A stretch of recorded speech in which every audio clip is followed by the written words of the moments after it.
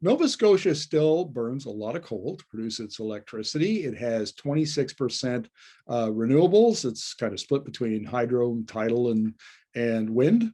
But they've recently introduced new legislation to bump up the amount of wind in the system. So we're going to talk to Greg Goubko, who's with the Sierra Club of Canada. So welcome to the interview, Greg. Hey, Markham. Pleasure to be here.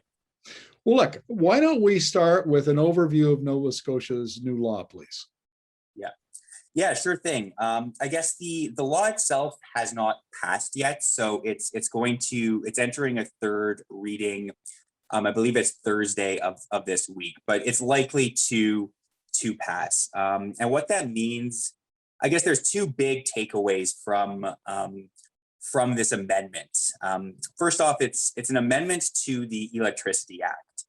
The Electricity Act is quite archaic in nature, and it really restricts communities to develop their own, renewable energy projects. So I guess what this amendment does is it removes, first and foremost, a cap on solar. So to date, there is a 100 kilowatt cap on any solar project. So really limits the ability for any net metering project that a building owner might want to put some rooftop solar on their building. Gotcha. Well, they're limited to 100 kilowatts. Now that cap is removed, to date there is actually there is really a limited amount of people taking advantage of that the program because of the small cap.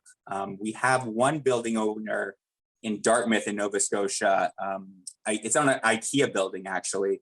It's 850 kilowatts, but the surplus energy is not going to the grid. It's just being lost because of that cap restriction. Gotcha. So that's sorry, if I can interrupt. What was the second thing second takeaway on the law, if you don't mind? Yeah, and the second one is the bigger one. The second one is it opens the door for virtual net metering programs to exist here in the province. And, these programs have not been seen anywhere else in Canada. So it's kind of amazing that Nova Scotia could be first out of the gate with a program. So it's a very, very good first step. It opens the door and allows utilities to design the virtual net metering program.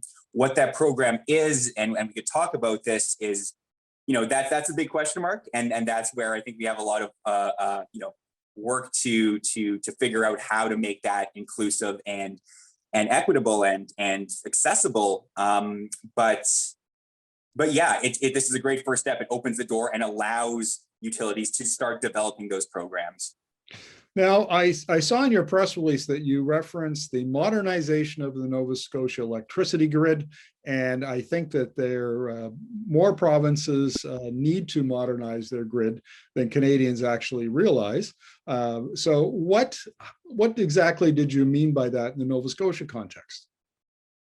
Yeah, so Nova Scotia, I guess, is lagging behind. As you had mentioned, we're still heavily dependent on coal, fossil fuels, natural gas, etc. And I think this really opens the door to allow developers to start developing and integrating solar and wind into the mix, which is again largely coal. There is a large amount of wind in Nova Scotia, but solar has really not picked up. So we're hoping to see solar garden projects pick up. Hopefully, as much as possible, having applying a community ownership lens to these projects, so that communities are generating for their own communities as much as possible. Kind of creating a closed loop and a microgrid, so that communities themselves are resilient and maybe not so dependent on imports from other provinces. Is there a business case to be made for microgrids? Like you see down in California, they're talking about microgrids a lot because of the wildfires. And so they don't want to be too dependent on the state grid in case it goes down. Is there any kind of a case to be made in Nova Scotia? Yeah, there's a lot of interest. I think there's a lot of talk about what that could look like, and there's players that are actively trying to figure out what microgrids could look like in communities. But there's definitely a desire at the community level to create that resilience, because in Nova Scotia, especially, we are subject to a lot of power outages from the hurricanes that hit us on an annual basis now. So the more resilient, the better. Well, it's interesting. Your Sierra Club has some concerns about this law. Could you tell me what those are, please? Yeah, absolutely. So yeah, it's a great first step, but as I mentioned, the program will be developed by the utilities. So there's a handful of utilities in the province. One big one actually, Nova Scotia Power, who essentially owns a monopoly on the utility side of things, and a very small handful of municipal energy utilities. So they're going to be developing, or so the act reads, they will be the ones developing the program. So we want to make sure that, however the program rolls out, that it takes into consideration, a diverse group of people. Their voices are heard. People that are typically left out of the decision-making processes, and maybe would want to participate in something like this. That's easier said than done, because some of these people who are, for example, living in energy poverty, try to make trade-offs between heating their home and putting food on the table. Well, they have 3 jobs and might be a single parent. How are we going to make their voices heard in this program development? But ultimately, we want these types of people, so people who are in energy poverty, to participate in these virtual net metering programs, these solar gardens.